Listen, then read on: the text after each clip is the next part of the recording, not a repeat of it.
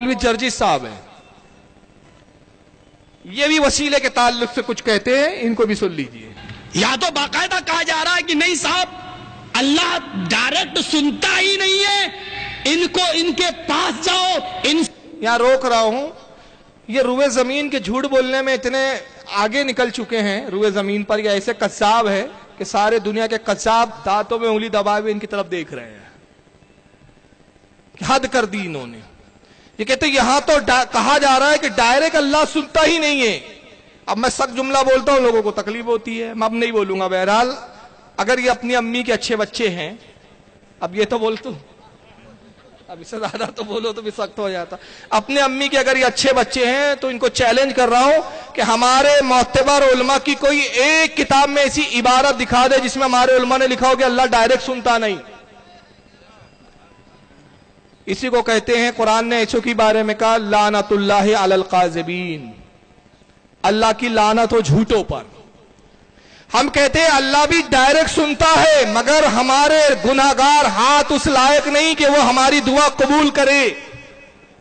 मुमकिन है कि हमारे गुनाहों के सबब हमारी दुआओं को ठुकरा दिया जाए, मगर जब किसी वली का वसीला ले लिया जाए तो जो वसीला बनाया जाता है वो मकबूल बारगाह होता है, अल्लाह उसकी दुआ को रद्द नहीं फरमाता। अब यहां पर पहले सुन ले, फिर इस पे गुफ्तगू बाद में तफसील से करेंगे। इनको इनके पास जाओ, इनसे कहो, ये दुआएं लेकर ऊपर जाते हैं। मेरी समझ में नहीं आता कि नमाज भी तो एक दुआ है, उसमें आपने कहा इहदिना सिरातल मुस्तकीम सिरातल लदीना अनअमता अलैहिम गैरिल मग़दूबि अलैहिम वलद्दालिन, ये दुआ डायरेक्ट कैसे चली जाती है? मेरी समझ में नहीं आती। वुजू के बाद की दुआ डायरेक्ट कैसे चली जाती है? इन सारी दुआओं पर तो कभी आप ये नहीं कहते कि बाबा मेरी दुआ लेकर ऊपर जाओ। सिर्फ बेटा बेटी का मामला आता है तो आप कहते हैं कि बाबा मेरी दुआ ऊपर तक ले जाओ, अल्लाह से कबूल करवा दो, अल्लाह को मना लो, अल्लाह को राजी कर दो। एक नया नुक्ता लाया इन्होंने, जो इससे पहले किसी इनके जद्दे करीम में से, जद्दे आला में से किसी ने लाया नहीं था। इन्होंने कहा मेरी समझ में नहीं आता, नमाज भी एक दुआ है, ये डायरेक्ट चले जाती है, वजू की दुआ डायरेक्ट चले जाती है, सारी दुआएं डायरेक्ट चले जाती है। बाद में तुम इबादत से हटकर जब दुआ मांगते हो तो क्यों कहते हो फला बाबा का वसीला है, फला बाबा आप दुआ पहुंचा दो अल्लाह तक। सबसे पहली बात कि अहले सुन्नत में से किसने कहा कि डायरेक्ट मांगना हराम है, शिरक है, कुफ्र है? किसी ने नहीं कहा। हमारे नजदीक अल्लाह से भी मांगना डायरेक्ट जायज है, वसीले से मांगना भी जायज है। बहस और इख्तिलाफ इस पर नहीं है कि डायरेक्ट मांगना जायज, उस पर तो इत्तेफाक है। इख्तिलाफ आपसे हमारा कि वसीले के साथ भी मांगना जायज है या नहीं। हम कहते जायज है तो इसका सबूत देना हमारी जिम्मेदारी है, और तुम कहते हो जायज नहीं तो इसका सबूत देना तुम्हारी जिम्मेदारी है। अब अगर आप कह रहे नहीं अल्लाह तो डायरेक्ट सुनता, मैं कहता हूं अल्लाह तो ऐसा सुनता है कि बगैर नमाज के भी सुन सकता है। नमाज की भी क्या जरूरत, नमाज भी तो वसीला बन रही है। इस जाहिल को पता ही नहीं, नमाज भी एक वसीला है। और कुरान ने खुद नमाज को वसीला कहा, क्या फरमा, इस्ताईनु बिस्सब्रि वस्सलात इन्नल्लाह मअस साबिरीन, नमाज और सब्र से मदद चाहो। कुरान खुद हुक्म दे रहा है इनसे मदद लो, नमाज से। और नमाज भी अल्लाह नहीं है, गैरुल्लाह है।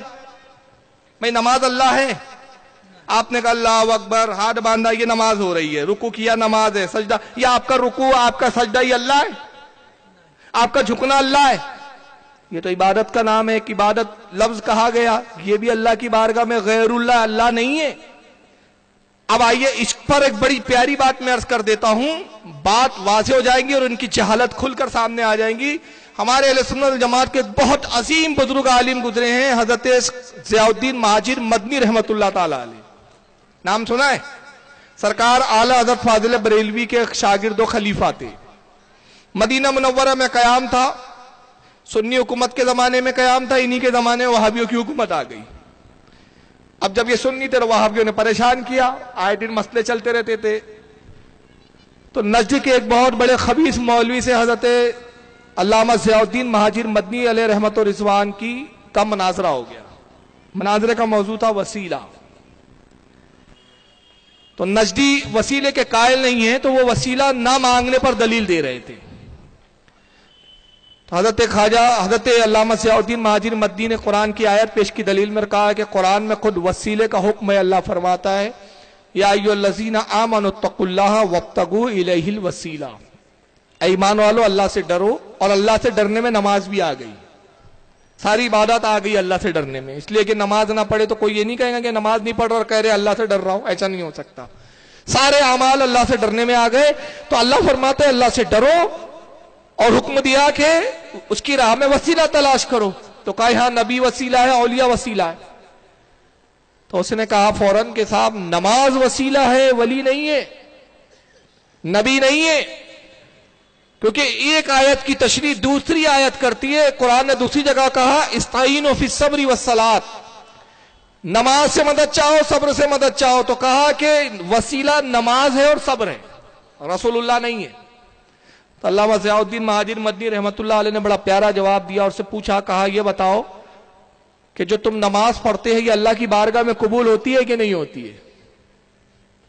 تو اس نے کہا مجھے کیا معلوم ہوتی ہے کہ نہیں ہوتی ہے, وہ تو اللہ ہی جانتا ہے کہ ہماری نماز قبول ہوتی ہے نہیں ہوتی. آپ گارنٹی سے بول سکتے میری ہر نماز قبول ہے؟ آپ کے پاس کوئی سند, کوئی پیمانہ, کوئی پروف نہیں. آپ پڑھتے ہیں, امید کرتے ہیں, دعا کرتے ہیں, اور دعا بھی کرتے ہیں اے اللہ میں نے نماز پڑھی قبول فرما لے. آپ کو نہیں پتا کہ آپ کی عبادت قبول ہوتی ہے یا نہیں. یہ پتا کب چلے گا؟ آخرت کے دن کہ عبادت قبول ہوئی تھی کہ نہیں ہوئی تھی, وہاں پتا چلے گا.